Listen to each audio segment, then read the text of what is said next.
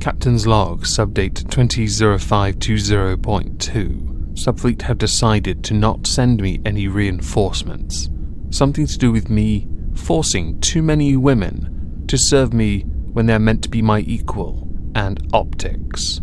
They only make me sandwiches. I have a strange feeling this fight, air quotes around the word fight, with the Jem'Hadar will be short.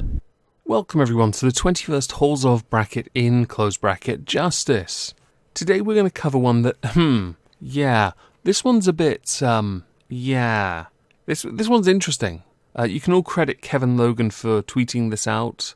Somebody I follow retweeted that because I didn't realise Kevin Logan was still on Twitter or around at all. Cheers for this one. It's not exactly a recent one either, although I do have a recent one if you'd rather.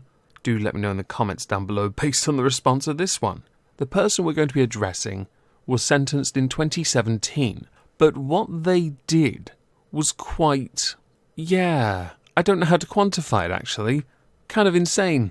I understand why they were a bit on the insane side, not that it is in any way an excuse, and they were sentenced for all the crimes they committed. The person in question is called Natasha Claus.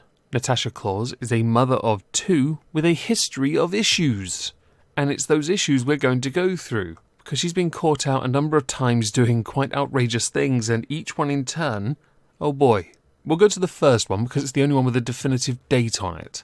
On July 29th, 2017, Natasha Claus was caught riding a motorcycle. This is, however, was not the first time she'd been busted, but certainly one of the wildest because she was caught riding it naked. Not sure why she lacked clothing, but maybe she just liked the freedom in those country lanes. There is a judge statement related to this particular incident, but we'll get to it later. On another occasion, she was caught getting fingered in a packed high street, which the judge proclaimed to have definitely been for money. When the police attempted to arrest her or search her at the scene, she had managed to do her jeans up, but her underwear were found in a handbag. This does imply and lead us to believe that perhaps her trousers were not on at all and were perhaps folded neatly on the bench next to her. She was, at the time, accosted by a lady who was walking by with her kids, who told Miss Claus off, who then decided, Miss Claus that is, to jump up from getting serviced to threaten to beat the living bejesus out of the woman for daring to interrupt her while she is being used. Yes, there are more judges' statements for this as well. We'll get to that later as well. The next incident concerns, well, I've written here two cucks. I believe I meant police officers, but I will read it as I wrote it last night. When two cucks tried to arrest her, she chinned them, with her then deciding it was appropriate to racially abuse one of the simps. When they both took hold of each of her arms, she decided to then strike with her feet, because, as we all know, simps don't understand predators.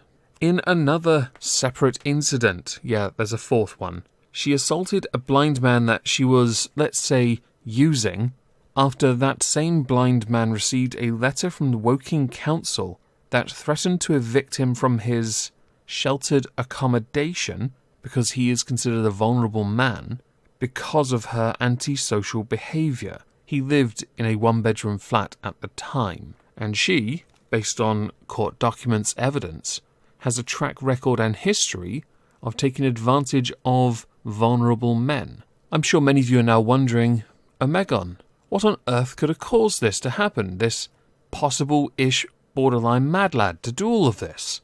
Well, it's a coping mechanism, a really bad one, that stems from the fact that she lost her mother, and she coped by doing something that may have addled her a bit. Just a smidge.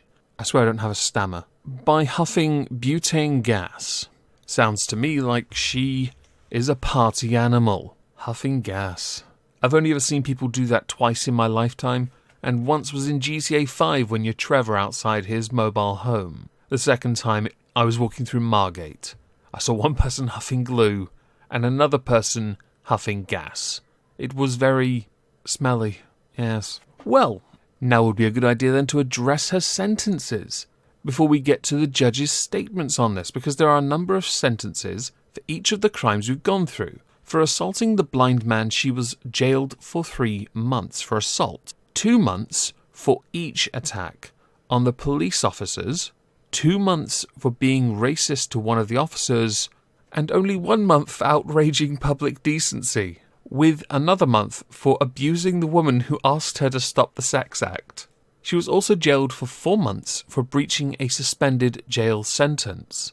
Her total sentence was 13 months. No doubt if she was really well behaved and gave the guards something worth striving for, getting, having, touching, I don't know, she might have gotten out sooner. And of course, there's no doubt she has moved on to a nice quiet life, perhaps, doing right by the very people that should matter the most to her, and that be the focus of her attentions being her children. Because I didn't mention them, did I? Oddly neglected in this case, aren't they? Yes. Won't linger on that too much, but one can hope she's grown up a little bit. It should be noted that the riding on a motorcycle with no clothes on had nothing to do with any of the other sentences. So on to the judge's statement on all of this. Judge Peter Ross told repeat offender Natasha Claus, "You were in a relationship with a blind man. It's a fear that you were abusing your position. You came into an argument and you struck him in the chest, causing him to fall back. Any assault on a vulnerable person is very serious indeed, as is any attack on the police officers, who we have a moral obligation to protect. The outraging public decency charge is as a result of you receiving a sex act in public, no doubt for money. You were seen by a lady who had her children with her, and when she was outraged, you abused her. In addition, you were supposed to be here for sentencing this morning, and you were late by several hours. You are a mess. Your life is a mess. I spoke to your son earlier, and it is a testament to something in your son's life, that he's never been to court and finds this whole situation awful. I have made a criminal behaviour order against you, restricting your movements and behaviour, and I have no alternative but to remand you in custody. The sentence I impose on you is as follows. Assault on the blind individual, 3 months in jail. Assaulting by kicking the PC, 2 months. For racially aggravated abuse behaviour on the police officer, 2 months. For outraging public decency, 1 month, and a further month for abusing the lady in the street.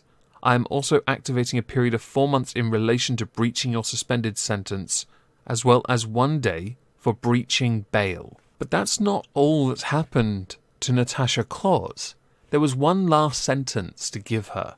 Something that would protect people in the area of Woking. Something that would give them hope. Because no doubt many of them in 2017 saw her getting fingered and walked by. Or they're on their phones walking down the street and never noticed a thing, which is quite common for the majority of people I see these days.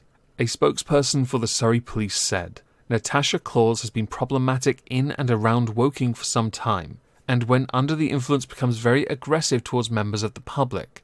She is also known to target and take advantage of financially vulnerable men living in accommodation in Shearwater.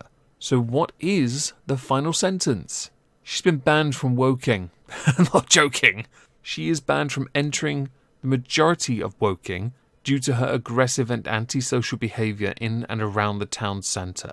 That is amazing. I wish I did videos like this in 2017, a part of a series that is, but I think I was still being self-destructive and didn't really know where I was going. And I don't think I'd done my first Amble and Reed video at that point. So what is my sentence? Actually, I think this sentence works. It's fantastic. It's very funny, tragic, but funny. And I'm sure some of you will take this very seriously and say, Omegon, you can't laugh at this. Well, that's where you're wrong, kiddo, because I really can. Oh boy. There is another one I have planned for next week, Halls of Injustice, a proper one from a more recent case that I noticed. That one is in no way as funny as this one. There is no update to when Natasha Claus is, by the way. I did some digging, couldn't find her anywhere. I hope she's doing okay. I hope she's changed her ways, changed her tune, changed her life. I really do. If she doesn't, there's an ISO cube right there waiting for you.